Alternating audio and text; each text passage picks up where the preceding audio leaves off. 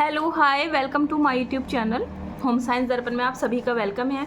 I hope आप सभी बहुत बेहतर होंगे और आपकी स्टडी चल रही होगी कंटिन्यू।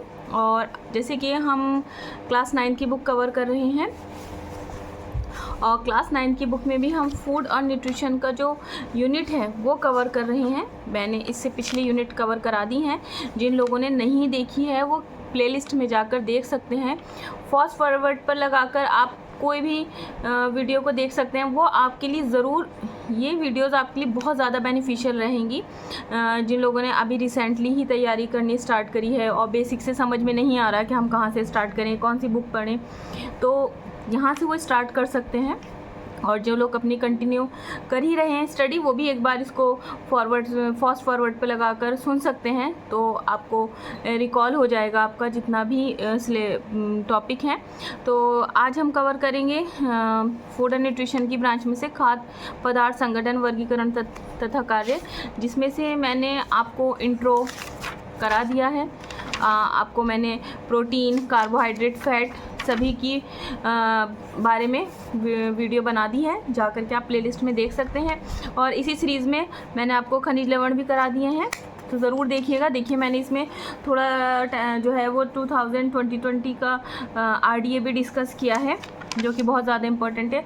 और इसी में हम चल रहे हैं विटामिन में मैंने आपको A करा दिया है और B करा दिया है। आज हम करने जा रहे हैं विटामिन सी। देखिए आपको पता है कि हमारे दो टाइप के हमें विटामिन मिलते हैं। विटामिन जो जल में घुलनशील है और कुछ फैट में। तो उसी में जो जल में घुलनशील है उसमें से B और C है, और जिसमें आज हम C के बारे में पढ़ेंगे। देखिए इसका बारे में हम देखते हैं कि इसे हम क्या कहते हैं। इसे हम एस्कॉर्बिक एसिड भी कहते हैं। विटामिन C जो है हम उसे विटामिन C को एस्कॉर्बिक एसिड भी कहते हैं। ठीक है, ये क्या होता है कि ये जल में फ़ौरन ही जो है वो डिज़ोल्व हो जाता है। ठीक है, ये वाटर सोल्यूबल है।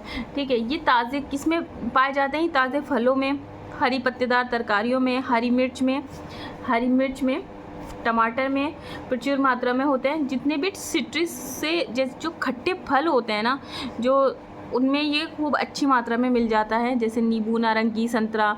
ठीक है, आंवले में तो बहुत ज़्यादा इसकी जो है वो मात्रा पाई जाती है। गोभी की पत्तियों में भी प्रचुर मात्रा में मिलता है। तोड़ने के पश्चात ही वायु में ना ऑक्सीजन से विटामिन C जो है ना नष्ट हो जाता है। जैसे ही ये ऑक्सीजन के संपर्क में आता है फ़ौरन ही नष्ट हो जाता है। बासी सूखी तरकारियों में इसकी मात्रा काफ़ी कम हो जाती है। ठीक है, दाल, अनाज, चावल, इसमें ये बिल्कुल भी नहीं पाया जाता, ये नहीं होता है, माइनस होता है, समझ लीजिए एक तरह से। लेकिन अगर हम अंकुरित कर लेते हैं, करते हैं ना, हम अंकुरित जब करते हैं तो उसमें क्या होता है कि विटामिन C ना की जो मात्रा है वो बढ़ जाती है। जैसे फर्मेंटेड कर लेते हैं, ठीक है, ऐसे ही अंकुरित। आपने देखा होगा इस टाइम ट्रेंड भी है, अगर आप चाहते हैं कि आप अपनी एक अच्छी डाइट लें तो उसमें अंकुरित अनाज को ऐड करना चाहिए।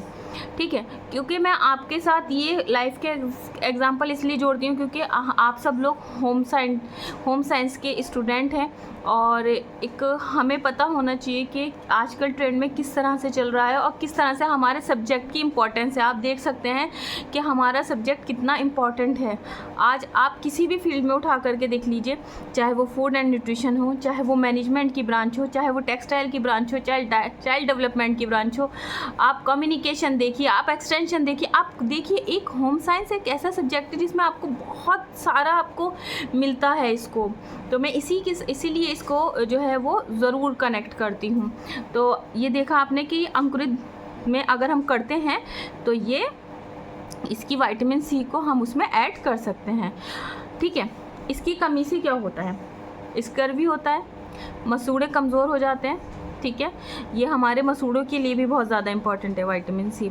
ठीक है, उनसे जो है ब्लड आने लगता है। आपने देखा होगा मसूड़ों से अक्सर जो ब्लड की शिकायत हो जाती है तो कहा जाता है कि विटामिन C हमें अपनी डाइट में इंक्लूड करना चाहिए।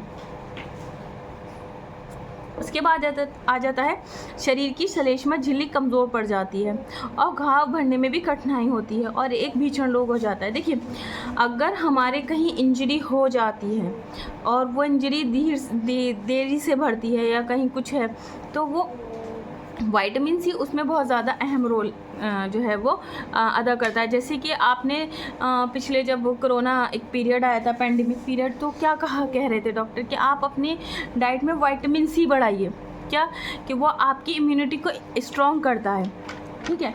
तो वो इसीलिए ही है कि विटामिन सी का बहुत ज़्यादा अहम रोल है हमारी हेल्थ में। हर विटामिन का अहम रोल है। यहाँ हम बात कर रहे हैं विटामिन सी के बारे में, जो कि हमारे लिए स्किन के लिए भी बहुत ज़्यादा इम्पॉर्टेंट है, हमारी इम्यूनिटी के लिए भी बहुत ज़्यादा इम्पॉर्टेंट है। तो ठीक है, तो आपने ये देख लिया, यहाँ ये सिर्फ इतना ही दिया हुआ है। जब हम इसको फूड एंड न्यूट्रिशन की मैं ब्रांच स्टार्ट करूँगी तो इसमें मैं इसको डिटेल से डिस्कस करूँगी। अच्छा, ये किस किस में नष्ट हो जाता है, चलिए थोड़ा सा हम इसके बारे में पढ़ लेते हैं। जल में नष्ट हो जाता है, खुली हवा में नष्ट हो जाता है, प्रकाश में नष्ट हो जाता है, ठीक है, जल में, हवा में, ठीक है, प्रकाश में, ठीक है। और उसके बाद में कोई भी जैसे धातु होता है ना, धातु के प्रभाव से,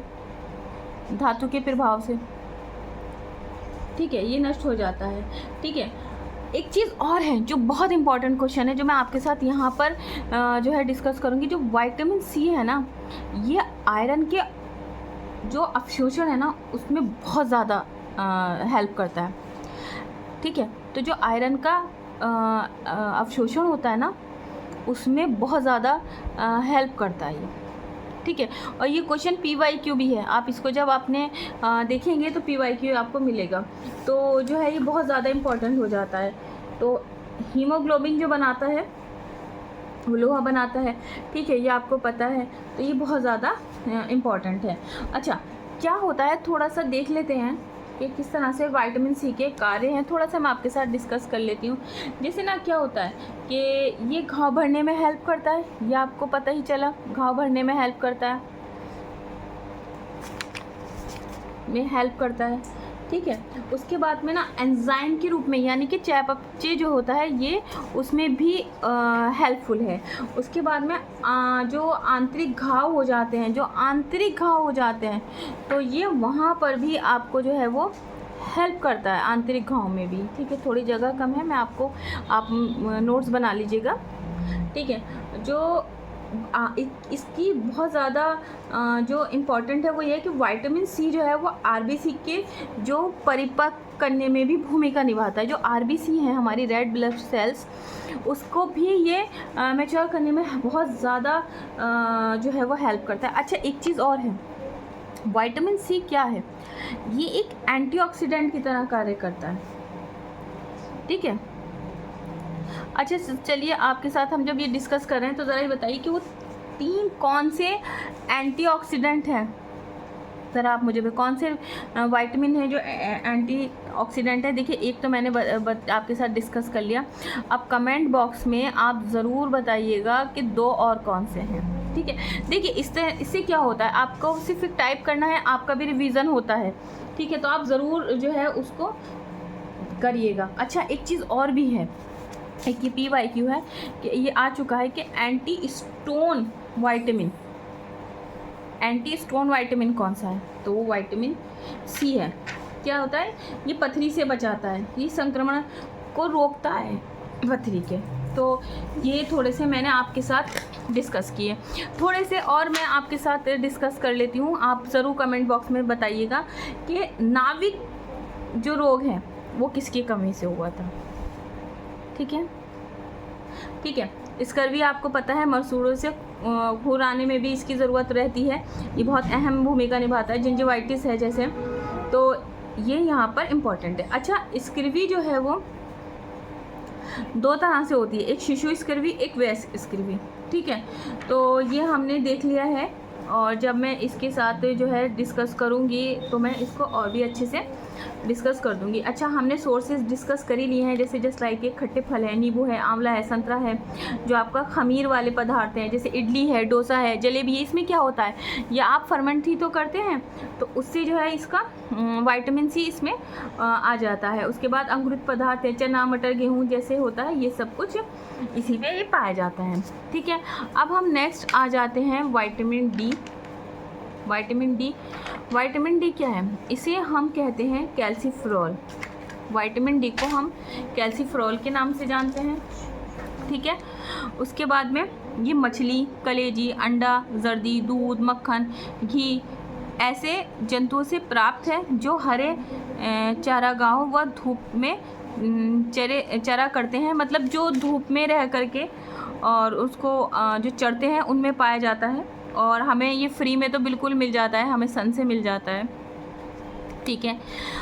मछली के यकृत में की तेल में बहुत ज़्यादा होता है। सूर्य के प्रकाश के अभाव से हमारे शरीर की त्वचा में भी बनता है, और सूर्य के प्रकाश की त्वचा में संग्रहित चर्बी के कुछ भाग में विटामिन डी परिवर्तित हो जाता है, जो हमारी स्किन है उसमें चेंज हो जाता है ये, ठीक है। इसकी प्राप्ति सबसे सहज साधन नित्य प्रति कुछ ना कुछ धूप सेवन करना है। मतलब आप अर्ली मॉर्निंग की धूप कहते हैं ना, कि आप सुबह उठें, और जो सुबह की धूप है वो बहुत ज़्यादा अच्छी है हेल्थ के लिए। ये भी विटामिन ए की भांति ही वसा में घुलनशील है। जैसे कि डॉक्टर कहते हैं ना कि जब एक बेबी होता है कि आप इसको थोड़ी देर ले जाइए, धूप दिखाइए, और सुबह सुबह की धूप दिखाइए, तो बहुत ज़्यादा इंपॉर्टेंट है विटामिन डी का। इसकी कमी से बच्चों में सूखा यानी कि रिकेट्स, हड्डियाँ कमज़ोर हो जाती हैं, ठीक है। इसी प्रकार से एक रोग स्त्रियों में भी होता है जिसे ऑस्टियोमलेशिया कहते हैं। ऑस्टियोपोरोसिस होता है, ऑस्टियोमलेशिया होता है। ऑस्टियोपोरोसिस जो कि वयस्कों में जो हो जाते हैं ना, एज वाले, उनमें होता है। अधिक पर्दे में रहने वाली स्त्रियों में भी ये हो जाता है। ऐसी स्त्रियों को त्वचा में धूप की कमी के कारण विटामिन डी नहीं बन पाता है, ठीक है। तो ये विटामिन डी के बारे में थोड़ी बात करी है इन्होंने। इसका नाम हमें देखिए, हम इसके साथ थोड़ा सा डिस्कस कर लेते हैं। जैसे कि आपको पता है कैल्सिफेरॉल कहते हैं, ठीक है। सेकंड हम इसे कहते हैं सनशाइन विटामिन, ठीक है। एंटी रिकेट्स किसे कहते हैं, वो भी यही है, कौन है, विटामिन डी है, ठीक है। प्रोविटामिन क्या है आपका, प्रोविटामिन विटामिन डी है, ठीक है। ये हमारे विटामिन डी है। विटामिन हम D2 और D3 भी कहते हैं, ठीक है। और ये वसा में घुलनशील होता है, जल में अघुलनशील है। कलर अगर हम इसकी बात करें तो ये क्रिस्टलीय होता है, सफ़ेद कलर का, ये सफ़ेद कलर का होता है, ठीक है। और कैसा होता है, क्रिस्टलीय होता है,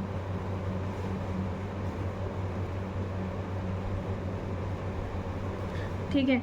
ये जो है ताप और अम्ल और क्षार में क्या होता है, ये स्थिर रहता है, ठीक है। तो ये हमारा हो गया है विटामिन डी। विटामिन डी हमारे टीथ के लिए भी बहुत ज़्यादा इम्पॉर्टेंट है। आगे देख लेते हैं। हाँ, अभी हम देखते हैं नेक्स्ट, इसके बाद में विटामिन ई, जिसे हम टोकोफेरॉल कहते हैं। विटामिन ई को हम टोकोफेरॉल कहते हैं। विटामिन ई संतान उत्पत्ति करने की शक्ति प्रदान करता है। जो हमारी फर्टिलिटी है, ये उसके लिए बहुत ज़्यादा, जो वुमेन होती है उनकी फर्टिलिटी के लिए बहुत ज़्यादा इंपॉर्टेंट है। इसकी कमी से पुरुषों में भी जो है वो नपुंसकता तथा स्त्रियों में बांझपन व गर्भपात हो जाता है। ये दूध में, मक्खन में, मांस, अनाज के दानों यानी कि वीट, जर्म ऑयल आदि से प्राप्त किया जाता है, ठीक है। तो ये हमारा हो गया है विटामिन ई। इसके बाद में हम देखते हैं, अच्छा एक चीज़ और है, मैं थोड़ा सा विटामिन सी इन्होंने कम दिया है। एक और है कि विटामिन ई जो है वो क्या है, इसे हम ब्यूटी विटामिन भी कहते हैं। ये PYQ है, ब्यूटी विटामिन कहते हैं, ठीक है। एंटी स्टेरिलिटी यानी कि बाध्यता के लिए कहते हैं, फर्टिलिटी के लिए भी कहा जाता है, ठीक है। एंटीऑक्सीडेंट है। चलिए यहाँ मैंने आपको एक चीज़ और बता दी, एंटीऑक्सीडेंट है। तो यहाँ मैंने आपको एक एंटीऑक्सीडेंट विटामिन सी बताया है, एक एंटीऑक्सीडेंट विटामिन ई। तो हमें दो पता चल गए हैं, तो थर्ड आप बताइएगा कमेंट बॉक्स में, ठीक है। अच्छा, ये आपका जो विटामिन ई है वो सूर्य की प्रकाश में ना ये नष्ट हो जाता है। जो हमें सनलाइट है ना उसमें ये नष्ट हो जाता है और हल्के पीले रंग का होता है। ये कैसा होता है, सबसे इम्पोर्टेंट बात है येलो कलर का होता है, ठीक है। क्या होता है कि इसे गेहूं के भ्रूण से अलग करके ना खोजा गया था। यहाँ जो बात की गई है वो यही है कि इसे गेहूं के भ्रूण से अलग करके खोजा गया है, ठीक है। उसके बाद में अब हमारे पास आ जाता है विटामिन के। विटामिन के के बारे में पढ़ते हैं, जिसे हम क्या कहते हैं, नेफ्थोक्विनोन कहते हैं, ठीक है। अगर हम इसकी थोड़ा सा देखें तो विटामिन, आई होप आपको दिख रहा होगा, विजुअल होगा, की खोज डॉक्टर डैम ने की थी, ठीक है, 1933 में। फैट सेलुबल है, ठीक है। और क्या हुआ था कि इसको हम नेप्थोक्विनोन कहते हैं और इसमें ब्लड क्लॉटिंग एजेंट होता है। जो ब्लड में हमारी क्लॉट जमती है जिसे हम थक्का कहते हैं, तो क्लॉटिंग एजेंट के रूप में काम करता है, ठीक है। आगे देखते हैं कि विटामिन के रक्त के थक्का जमने में सहायक होता है। इसके अभाव से रक्त में जो है वो ब्लीडिंग जो है, अगर ये इसकी कमी होगी तो ब्लीडिंग जो है वो अधिक होगी।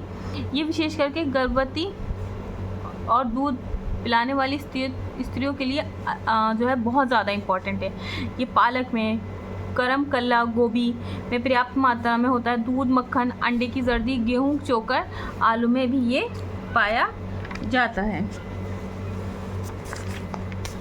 भोजन के सभी तत्व, कार्बोज, वसा, लवण, विटामिन व्यक्तियों की जीवित रखने के लिए तथा शारीरिक विकास करने के लिए आवश्यक है। ये सभी तत्व आहार में संतुलित मात्रा में होने चाहिए।